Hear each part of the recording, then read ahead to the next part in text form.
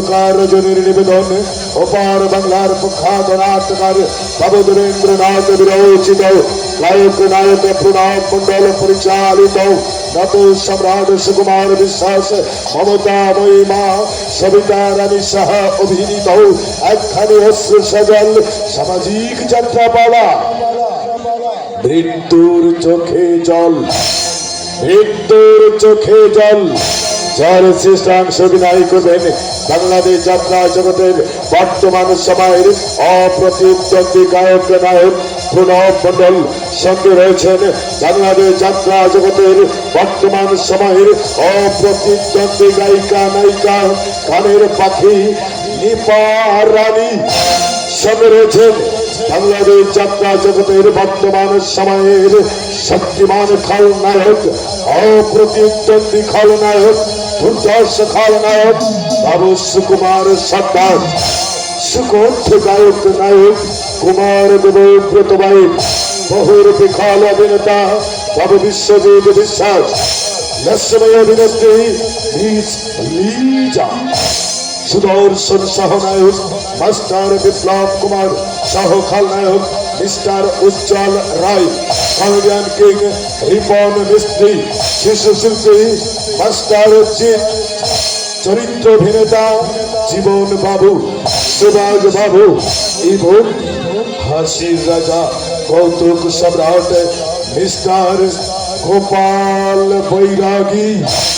সম্মানিত সুধী, আপনাদের আশীর্বাদ আমাদের চলার পথের পথেও সেই আশীর্বাদ এবং সার্বিক সহযোগিতা কামনা করে নাটকখানির প্রথম থেকে শেষ দৃশ্য উপভোগের অনুরোধ জানিয়েই শুরু করব আমাদের অন্ধকার রজনীর নিবেদন একখানি অস্ত্র সাজল সামাজিক যাত্রা পালা মৃত্যুর চোখে জল। মৃত্যুর চোখে জল। মৃত্যুর চোখে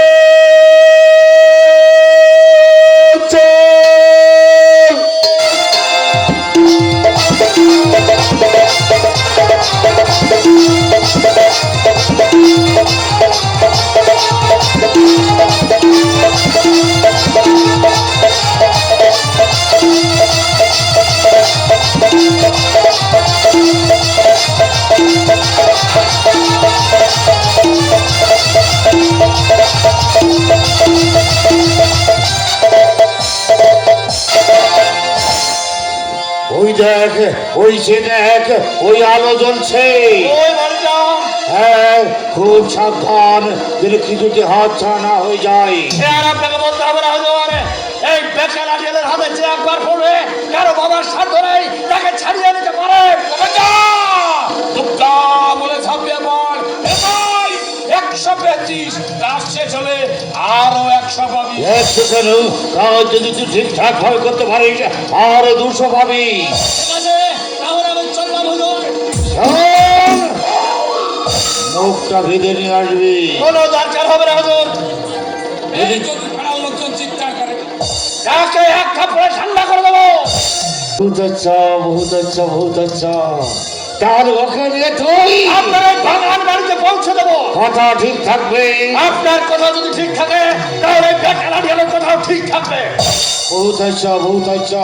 তাহলে যা, দুর্গা দুর্গা বলে ঝাঁপিয়ে পড়, যা। ঠিক আছে হুজুর, আমি এখন যাচ্ছি। ওই সুন্দরী বউটাকে ধরে এনে আপনার বাগান বাড়িতে পৌঁছে দেবো।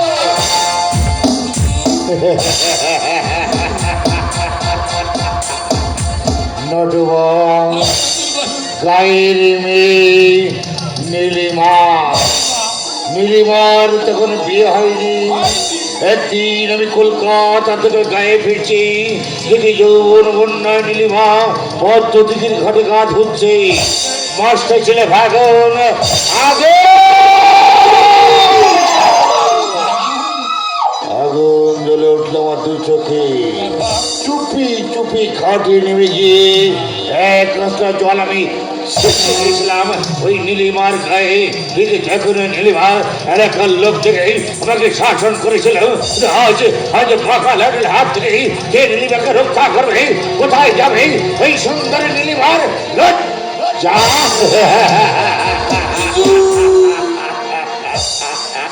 এসো রাজবর, এসো দেখি দেখি পাকা লাঠের কি করছে। ও যদি কোনো কারণে ব্যর্থ হয় তাহলে তুমি আমি দুজনেই মিলে ধরে নিয়ে আসবো ওই রূপবতী নীলিমাকে। নীলিমার রূপ তো নয়, যেন সত্য ফোটা পদ্ম। রিমেম্বারে my name is Randhir Majumdar. এরকম নীলিমাকে নিয়ে খেলা করার আর একমাত্র নেশা আর পেশা। যখন নেশা খেলে গেলে এরকম নীলিমাকে ফুটবলের মতো ঠিক করে ফেলে দেবো আমার লাইফ গ্রাউন্ডের বাইরে। এসো এসো আমার সঙ্গে। মা মনসা পায়ে আবার তুলোর গন্ধ। মা মাগো তোর আদম ভক্তকে তুই রক্ষা করিস মা, রক্ষা করিস।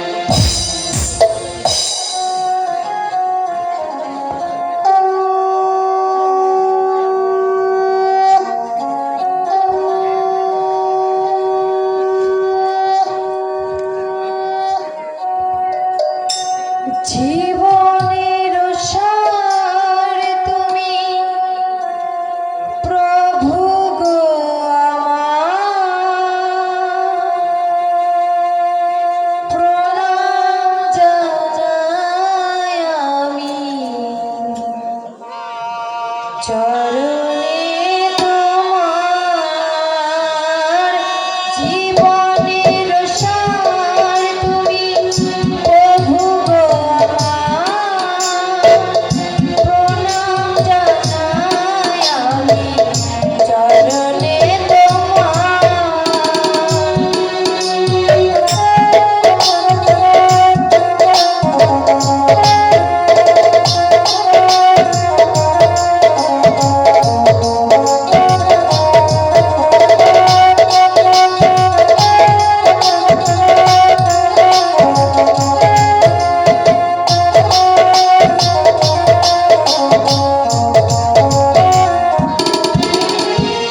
ঝড়ের আঘাতে কাঁপে দিক শিখা, জানি না ললাটে আছে কি লিখন লেখা।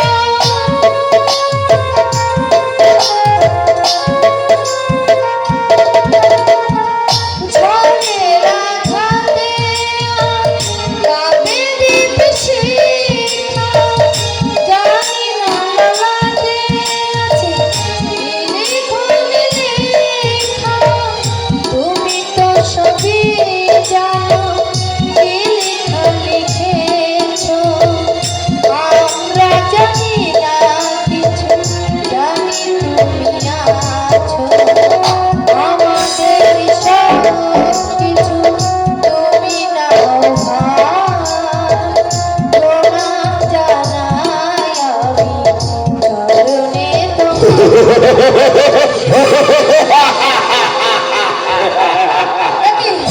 তোমরা কারা? আমরা হুজুরের লোক, কেন এসেছো এখানে? তোমাকে হুজুরের কাছে ধরে নিয়ে যাবো বলে এসেছি। কেন? আমার অপরাধ কি? তোমার রূপই তোমার অপরাধ। আমাদের হুজুর তোমার রূপ দেখে পাগল হয়ে গেছে, তাই আমাকে হুকুম করেছে তোমাকে ধরে নিয়ে যাওয়ার জন্য। খবরদার, আমার কাছে আসবে না বলে দিচ্ছি। আমার স্বামী জানতে পারলে তোমাদের আস্ত রাখবে না। স্বামী, এই বেকারিয়ার সামনে কেউ আসতে সাহস পাবে না।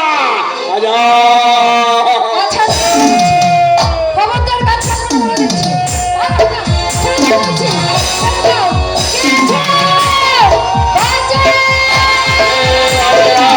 এই বেকার আমাকে বাঁচাও! ওকে মেরে দাও! ওকে মেরে দাও! ওকে ছেড়ে দাও! স্বামী!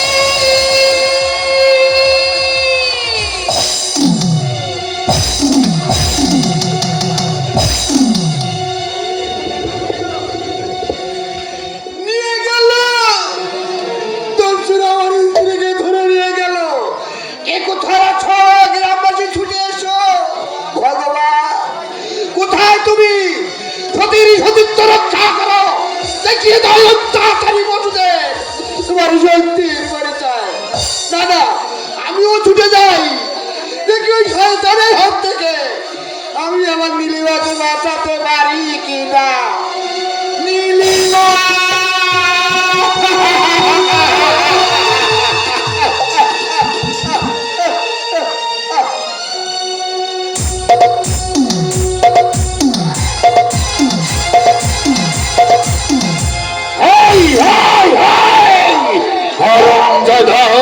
তোকে আমি চাপকে লাল করে দেবো। তুমি থামো থামো শালা বাহাদুর, তুমি তো আজকে ছেলে স্বয়ং রাজা বাহাদুরকে আমি ভয় পাই না। কেন তুই আমার নামে মিথ্যা বক্তব্য রাখাচ্ছিস? মিথ্যাবাদী দেশ শুধু লোক সবাই জানে এই কাজ তুমি ছাড়া কেউ করতে পারে না।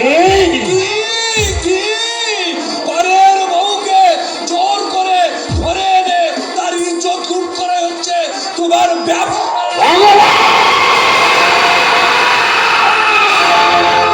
ভগবান, এই ভগবান তুই পরিপূর্ণ জয় করে বলে এখনো তোকে আমি কিছু বলেনি, আর তুই তোমার এ কথা উচ্চারণ করলে তোকে আমি বলবো 100 বার বলবো, 1000 বার বলবো, তুমি হচ্ছ গিয়ে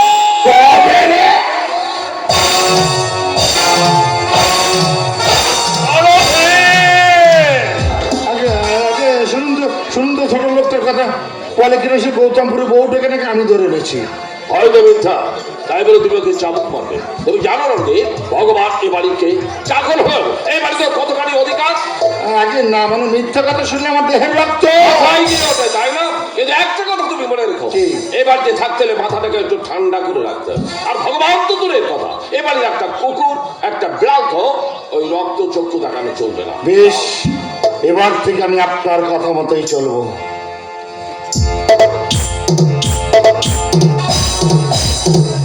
অতমানে ঘুরে বেড়াতো, ছোট রানীর কথা আশ্রয় দিয়ে এখন দেখছি একটা মহাবল কাজ আমি করে ফেলেছি। ভগবান রাজা বাহাদুর রাজ বলে উদয়পুরের রাজকুমার আমার জন্য অপেক্ষা করছে, তাকে এখানে পাঠিয়ে দে। আচ্ছা আমি এক্ষুনি যাচ্ছি। যা। কিন্তু একটা কথা রাজা বাহাদুর, বল, বল, কি বলছিস? শালা বাহাদুরের চোখ লাগানি আমি কিন্তু আর সহ্য করবো না। রক্তারক্তি কাণ্ড হয়ে যাবে কিন্তু আচ্ছা ঠিক আছে, ঠিক আছে। আমার রাজ্য থেকে ঘরের বধূ চুরি করে নিয়ে গেল রাজা নরেন্দ্র নারায়ণ, এখনো বেঁচে আছে না সে মরে গেছে? রাজা বাহাদুর ও এসো দাও, এসো। জানো তো খবর, রাজা রতিন চৌধুরী মেয়ের সঙ্গে আমি আমার সরকার বিয়ের ব্যবস্থার একবার পাকা করে ফেলেছি। বেশ করেছেন, ভালোই করেছেন। তোমার তাহলে বিয়েতে কোনো অভাব নেই? আগে না, আপনি নিজেই যখন মেয়েটাকে পছন্দ করেছেন তখন হ্যাঁ দেওয়া, মেয়েটাকে দেখে সত্যি আমার বড় ভালো লেগেছিল, যেমন একটা পটে আঁকা সোনা। তাছাড়া আমার সরকারের সঙ্গে মানাবেও বেশ, কি বলো তুমি? আগে হ্যাঁ, যেমন আমাদের বড় রাজকুমার আমাদের মা লক্ষ্মীও হবে ঠিক তেমনি। তাহলে তুমি প্রাসাদে সবাইকে জানিয়ে দাও আসছে শুভ দিনে রাজা রতিন চৌধুরী নিজের আমার সরকারকে আশীর্বাদ করতেন, আর ওই সঙ্গে সরকারকে ব্যাপারটা। আপনি কোনো চিন্তা করবেন না, আমি কাছারি বাড়িতে গিয়ে ওই বড় ফুকা বাবুকে সব কথা জানিয়ে রাখবো। আজ আনন্দের দিনে শঙ্করের মা যদি বেঁচে থাকতো তাহলে রাজা বাহাদুর বলতে পারি না, যেন দুঃখ আরোর আমি তার কথা কিছুই বলতে পারি না। মনে করেছিলাম ছোট রানীকে ঘরে আনার পরে তার কথা হয়তো বেমালুম ভুলে যাবো, কিন্তু আবার থাক থাক রাজা বাহাদুর, তার কথা মনে করে আর চোখের জল ফেলবেন না। মনে হয় সে যেন স্মৃতির মালা হয়ে এখন আমার গলায় দুলছে। তার চোখ, তার মুখ, তার সবকিছু আমি যেন আমার বড় ছেলে ওই শঙ্করের মতো। কি হয়েছে রে? কি হচ্ছে ভগবান বল? বড় বৌরানীর ছবি কালা দেয়াল থেকে হঠাৎ মাটিতে খসে পড়েছে। এতকালের স্মৃতি দুঃখ হরণ বলো তো এ কিসের ইঙ্গিত? রাজা বাহাদুর আশীর্বাদের দিন যদি পারো ছবিখানায় দুটো চন্দনের ফোঁটা, এক ছড়া ফুলের মালা তার গলায় পরিয়ে দিয়ে ওই স্বর্গের দেবীকে কিছুক্ষণের জন্য মর্তের মাটিতে এনে তুমি তাকে বাঁচিয়ে তুলো। দুঃখ রাজা বাহাদুর তুমি তাকে বাঁচিয়ে। রাজা বাহাদুর রাজা বাহাদুর হতভাগী ছেলেটাকে পথে বসিয়ে গেলি। এই কয়েক বছরের মধ্যে এই সংসারে আর শান্তি ফিরে এলো না। ছেলেটাও হয়েছে আবার ওই ছোট বৌরানীর চক্ষুশূল। হায় ভগবান, ভগবান সারা ভগবান কি আর বেঁচে আছে?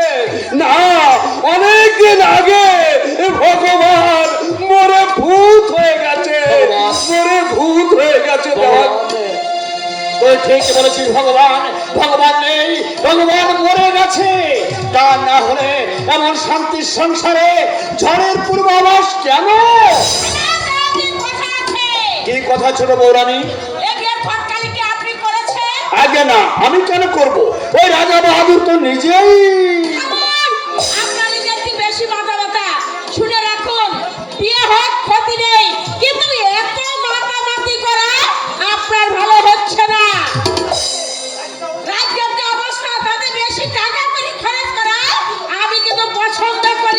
এ কথা আমাকে বলছো কেন? ওই রাজা বাহাদুরকে গিয়ে বলো, তিনি ইচ্ছা করলে কেন আপনার বলতে লজ্জা করবে? আমার ছেলের জন্মদিনে একটা টাকা খরচ করতে আপনার দুধ ছেড়ে যায়, অথচ বড় রানীর ছেলের বিয়েতে। ছেলের বিয়ে আর জন্মদিন কি এক হলো ছোট বৌরানী? আর তাছাড়া রাজা নরেন্দ্র নারায়ণের বংশে এই হলো প্রথম কাজ। সব কাজগুলো কি ভার উজাড় করে ঢেলে দিতে হবে? তা নয় ছোট বৌরানী, তা নয়। তবে রাজবংশের যাতে মান মর্যাদা ক্ষুণ্ণ না হয় সেদিকে নজর দিয়ে তো কাজ করতে হবে। সব দিকে নজর দিয়ে কাজ করতে হলে রাজ্যটা দুদিনে লাটে উঠে যাবে। রাজ্যের ভাবনায় দেখছি ইদানিং আপনার চোখে ঘুম নেই। ধ্যান দে, ভাবনাটা তো এতদিন দেখা যায়নি। এতদিন আমার দরকার হয়নি। ও তাহলে দরকারটা এখন হয়েছে। তা ওই ছোট রানী বড় রানীর ছেলের বিয়ের উপলক্ষে না তাহলে আমার দাদা সম্পর্কে আপনার এরকম কথা বলা কিন্তু অত্যন্ত অন্যায়। ন্যায্য কথা বলতে আমি কিন্তু পিছু পাই না ছোট বৌরানী। তার মানে আপনি কি বলতে চান এই রাজ্যের ভাবনা আমি কোনোদিনই ভাবিনি? হ্যাঁ ভেবেছেন, তবে তার দিনের বেলায় সাদা মনে নয়, ওই রাতের বেলা রঙিন মনে। ভুলে যাবেন না যে আমি এখনো এখানে দাঁড়িয়ে আছি। স্বয়ং ভগবান দাঁড়িয়ে থাকলেও এই কোটি মস্তসার ব্রাহ্মণ সত্যি কথা বলতে ভয় পায় না। ভগবান, ওই ভগবান যা না পারে আমি রণধীর তাই পরে জানবে। তা তো পারেন, তাই তো রাজ্যের লোক আপনাকে ভগবান মনে করে আপনার পায়ে ঘৃণার পুষ্পাঞ্জলি দান করে। তাই তো নারীর দীর্ঘশ্বাস আর গরিবের বুক ফাটার তোমার আজ আপনার অঙ্গের ভূষণ। ভেঙে যে গেল ঠাং, ভেঙে যে গেল ঠাং, অন্য মাথায় তোমার বেল। ও মাওয়া গো, দেখালে যেমন তুমি খেলে, ও মাগো, দেখালে যেমন তুমি খেলে। দেওয়ান কাকা, বাবাজি, উপমাটা কিন্তু ঠিক হলো না দেওয়ান কাকা। কেন বাবাজি? ওই যে মামা সাক্ষাৎ ভগবান, বিশ্বাস না হয় গায়ের জামাটা খুলে দেখুন, কত ভক্তের পদচিহ্ন আঁকা রয়েছে আমার মামার বুকে। এই যে এ হলেন আমার গর্ভধারিণী মা, বুঝলেন না? আমার এই গর্ভধারিণী মা হলেন এই মামা ভগবানের একজন পরম ভক্ত। এ হলো মাদুল, কথাটা বড্ড লাগলো না? দেখি দিবক, মদ খেতে মায়ের সামনে হেঁটেছে। মদ না খেলে আমি যে তোমাদের সামনে আসতে পারি না মাদুল, বড্ড ভয় করে। বেরিয়ে যা হতভাগা, বেরিয়ে যা। এমন ছেলে আমি পেটে ধরেছিলাম। রত্নগর্ভা, বুঝলে মাগো, রত্নগর্ভা, আমাকে পেটে ধরে না তুমি একেবারে রত্নগর্ভা হয়ে গেছ। ছি বাবা দীপক, তোমার মতো ছেলে মদ খেয়ে মায়ের সামনে এইভাবে মতলবি করাটা উচিত নয়। দেওয়ান কাকা, বাবাজি। এই সমাজের বুকে খুঁজে দেখুন দেওয়ান কাকা, আমার মতো মাতাল আপনি হাজার হাজার গন্ডা পাবেন, কিন্তু এমন গর্ভধারিণী মা আপনি একটিও খুঁজে পাবেন না। দীপক, আর এই যে জীবন মাতুল, বুঝলেন মাতুল, এই যে কি বলে না মহাভারতের সগুণে মাতুল, মানে ওই যে সত্য ত্রেতা তাপস কলি, বুঝলেন? এই চার যুগের মধ্যে যে কজন নাম করা মাতুল আছে না, একেবারে সকলের সেরা হচ্ছে আমার রণধীর মাতুল। এই বেরিয়ে যা সব মাতাল কোথাকার। সত্য হয়ে তার মাপ গাড়ি দিয়ে মাপলে তুমি কিন্তু হেরে যাবে মাতুল। আমি অবাক হয়ে যাচ্ছি তোমার ব্যবহারে। তুমি কি এত খানি নিচে নেমে যাবে আমি কল্পনা করতে পারিনি।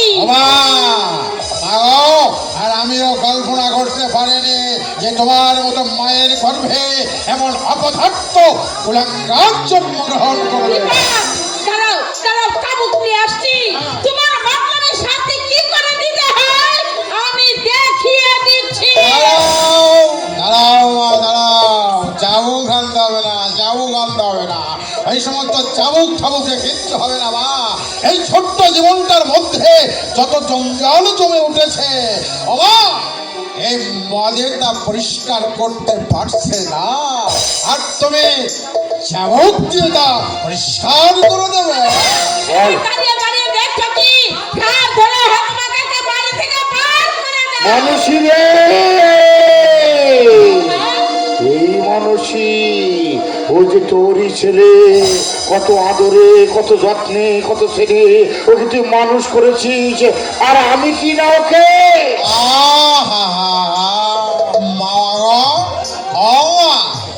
একটা সত্যি কথা বললো, কি? আচ্ছা কোন ভগবান তোমায় তৈরি করেছিল? যদি একবার জানতে পারতাম না, তাহলে তার কাছে গিয়ে আমি করজোরে নিবেদন করে বলতাম, ওগো ওগো আমার সৃষ্টিকর্তা, এমন মানুষকে তুমি কেন এই মাঠের মাটিতে পাঠালে? আমার দেবর স্বর্গের দেবতা। শুনলি শুনলি মানুষই শুনলি, আমার গুণধর ভাগ্যের কথাগুলো একবার শুনলি? না না না না দাদা, ওকে আমি নিজের হাতে ছোট বৌরানী, আপনার আজকারা পেই ও ছেলেটা যত বার বেড়ে উঠেছে, নইলে আমার সামনে আসার সাধ্য হবে না আমার দাদাকে কিনে অপমান করে। কিছু মনে করো না ছোট বৌরানী, এই সাহসটা কিন্তু ওকে আমাকে দিতে হয়নি, এটা ওর জন্মের অধিকার। ঠিকই বলছি, আর সেই অধিকারে ও আজ যেমন বিগড়ে গেছে, তবে আমি আপনাদের সাবধান করে দিচ্ছি, ওকে আপনারা কিন্তু বেশি ঘাটাবেন না, তাহলে হয়তো এই কেঁচো তুলতে গিয়ে সাপ বেরিয়ে আসবে। সাপ। কি বলে গেল দেওয়ান কাকা? এসব ঘুরতে গিয়ে সাপ বেরিয়ে যাবে, সাপ। সাবধান মা, সাবধান, এখনো সময় আছে। আর সেই সাপের সবল থেকে তোমরা তো কেউ রেহাই পাবে না, এমনকি এই রাজবাড়ির ইট পাথরগুলো পর্যন্ত তার বিশেষত্ব হয়ে যাবে। তাই বলছে বাবা, সাবধান, খুব সাবধান। আর এই যে মাতর, মায়ের ভাই আর মাতর, একটু ভালো হয়ে যাও। ভালো হইতে কিন্তু পয়সা লাগে না। কি লাগে না? পয়সা। হ্যাঁ, ভালো হইতে পয়সা লাগে না। ও মা গো, ভালো হইতে পয়সা লাগে না। ও মা গো, ভালো হইতে পয়সা লাগে না। ভালো হয়ে যাও মা, ভালো হয়ে যাও। কথা শোন, কথা শোন, কথা শোন। শুনবো শুনবো মা, আমি তোমার কথা নিশ্চয়ই শুনবো। কেন শুনবো না বলতে পারো মা গো? তুমি যে আমাকে 10 মাস 10 দিন কঠোর নরক যন্ত্রণা ভোগ করে এই পৃথিবীর বুকে এনেছো, ও মা, তোমার কথা কি আমি না শুনে থাকতে পারি? মা গো, আজকে কইতেই থেকে কৌশল্যার মতো জননী হও, তবেই তো শুনবো আমি তোমার কথা। তার আগে নয় মা, তার আগে নয়। কি হলো, কি হলো দাদা, কি হলো? শেষে কি সব বন্ধ হয়ে যাবে? তাই তো কিছুতেই তোকে বাগে আনতে পারছি না রে মানুষই। হতভাগা নিজের ভালো বুঝবে না। ওই শয়তান দেওয়ানটা ওর গুণ তত্ত্ব করেছে, নইলে তোর ওই ছেলে হয়ে তোর কথা শুনবে না। তাই কি কখনো হয় রে মানুষই? আমি ভেবেছিলাম শঙ্করের বিয়ের আগেই সিংহাসনের ব্যবস্থা করে ফেলবো। ওই বুড়োটা বেঁচে থাকতে সে আশা নেই রে। ওই শয়তান দেওয়ানটাই সব সময় ঘোড়ার পিছনে চোখের মতো লেগে আছে। ব্যবস্থা করো। সে দেখ, ভালো করেছে দেখ, রায় বাহাদুর আসছে। দে মানুষই দে, এবার সুবর্ণ সুযোগ, এই সুযোগে দেওয়ানের বিরুদ্ধে একটু ভালো করে কাজ দিতে। এই বাড়িতে আমি কিছুতেই থাকবো না। আমি মাঝে মাঝে ভিক্ষে করে খাবো। এই বাড়িতে আসতে আমি জানতে পারবো না দাদা, আমি কিছুতেই জানতে পারবো না। মানুষই, কি হয়েছে? শঙ্কর কাটছো কেন? মানে ওই শঙ্করের বিয়ে নিয়ে মানুষের দেওয়ানজির সঙ্গে একটু কথা কাটাকাটি হয়ে গেল আর কি। কেন? মানে মানুষের ইচ্ছে বড় রানীর একমাত্র ছেলে, বিশেষ করে বড় রানীর সারগা কথা, তার ছেলের বিয়ে হবে, মহা ধুমধাম হবে, আত্মীয় স্বজন লোক করে সবাই নিমন্ত্রণ পাবে। হ্যাঁ, আমার তো সেই ইচ্ছা। কিন্তু দেওয়ানজি বললেন এসব কিছুই হবে না, এ বিয়ে নাকি নম নম করেই সেরে দিতে হবে। হ্যাঁ, আর লোকে আমায় বলে সতীনের ছেলে কিনা, তাই তার বিয়েটা চুপি চুপি হয়ে আর গেল। এগুলো হবে না, বিশেষ করে সে হচ্ছে মহারাজ ছেলে। নিশ্চয় নিশ্চয় নিশ্চয়, নইলে লোকে বলবে নাকি, বলুন বলবে কি? আরে হলোই না হয় বড় রানীর ছেলে, কিন্তু আমিও তো তার মা, সে তো আমাকে মা বলেই ডাকে। তা তুমি কি বলো দাদা? হ্যাঁ রে মানসী, তোর কাছে শঙ্কর যা, ওই দীপক তো তাই। আমাদের আগে বলুন। আচ্ছা, শুভদিন আমার শঙ্কর আশীর্বাদ। আচ্ছা। তুমি রাজ্যের সকলকে নিমন্ত্রণ করবে, গরিব দুঃখী কাউকে বাদ দেবে না, আর সবাইকে জানিয়ে দেবে শঙ্কর বিবাহে আবার রাজভান্ডার 7 দিনের জন্য উন্মুক্ত থাকবে। উন্মুক্ত। দেখলি তো মানসী, ওই বড় ছেলের উপর কিরকম টান। যাতে ফাটা টান করে। ও দাদা, তুমি সেই দাদা,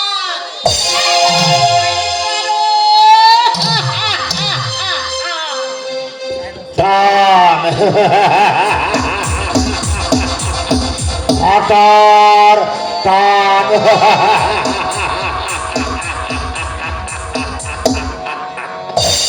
আমার একমাত্র গুণধর ভাগ্নে আমাকে বলছে, মাতুল ভালো হয়ে যাও, ভালো হইতে পয়সা লাগে না।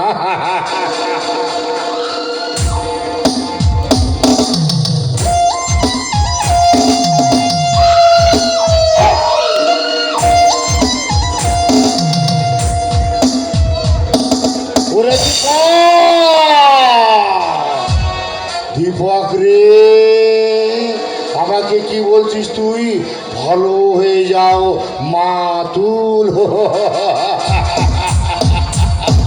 যুগে যুগে অনেক মামার আবির্ভাব হয়েছে, কখনো শঙ্করী মামা, কখনো কংসু মামা, কখনো কাল নিমি মামা, এই যতগুলো মামা আছে সবচেয়ে আমার প্রিয় মামা শকুনি মামা।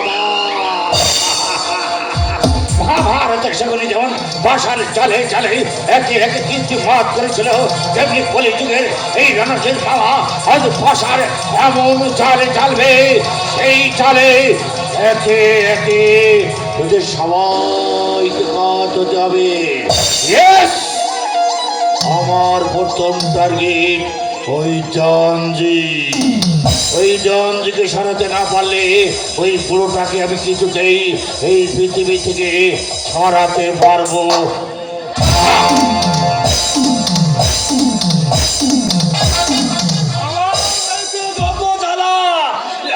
আমি কোন দিকে সামলাই?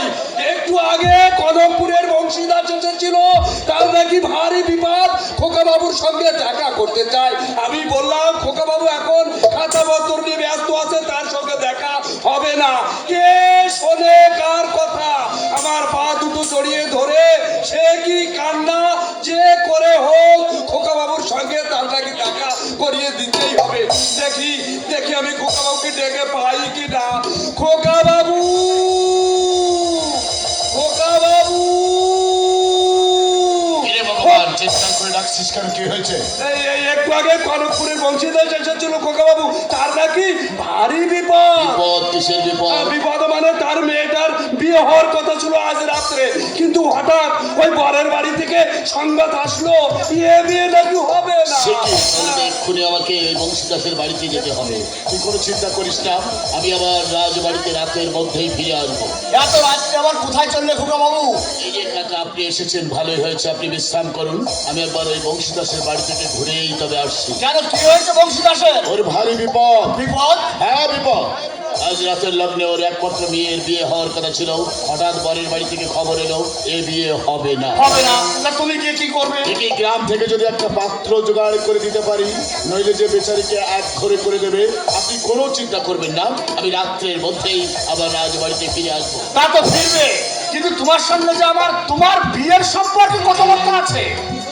আমার বিয়ের এই মুহূর্তে অসহায় বংশীদাসের মেয়ের বিয়েটা অত্যন্ত জরুরি কাকা। আমার বিয়ে এই মুহূর্তে না হলেও চলবে, কিন্তু আজ রাতের লগ্নে যদি অসহায় ওই বংশীদাসের মেয়ের বিয়েটা না হয়, তাহলে কাল সকালে সমাজপতিরা বিচার বসিয়ে তাদের আইন দিয়ে কঠোরতা দিয়ে তাকে আজ ধরে করে দেবে। আর ওই মেয়েটা লগ্ন ভ্রষ্টার কালি মুখে দেখে হয়তো লজ্জা ঘৃণায় অপমানে গলায় দড়ি দিয়ে আত্মহত্যা করতে পারে। তাই বলে এই সময় তোমাকে বাধা দেবেন না কাকা, আপনিই তো বলেছেন পরের বিপদে যে বুক পেতে দেয় সেই তো মানুষ, অন্যের দুঃখে যে চোখের জল ফেলে সেই তো মানব দরদে, আস্থা করে আবর্জনা যে মাথায় তুলে নেয় সেই তো মানবতার আদর্শ প্রতীক। আমি তাই করবো কাকা, ওই অসহায় দরিদ্র মানুষের পাশে দাঁড়াবো, তাদের বিপদে আপদে সাহায্য করবো, ভাই বলে বন্ধু বলে বুকে জড়িয়ে ধরে আলোর সাথে চিৎকার করে আমি একটি কথা বলবো, সঞ্জয় মানুষ ভাই, সবার উপরে মানুষ সত্য নাই। ভগবান তুমি কিচ্ছু ভেবো না দালালজি, কিচ্ছু ভেবো না, খোকা বাবু এলো বলে। আরে না আরে না, তা নয় তা নয়, এই যে খোকা বাবু যাচ্ছে তাই শুনি আমার মনের মধ্যে কেমন যেন কুড়ে উঠলো। তুই বুঝবি না রে ভয়, বুঝবি না। চল চল আমরা দুজনে ওই ঠাকুর ঘরে গিয়ে বসি, তারপর ঠাকুরের কাছে বলি, এ ঠাকুর আমাদের বড় খোকা বাবু যেন ভালোই ফিরে আসে।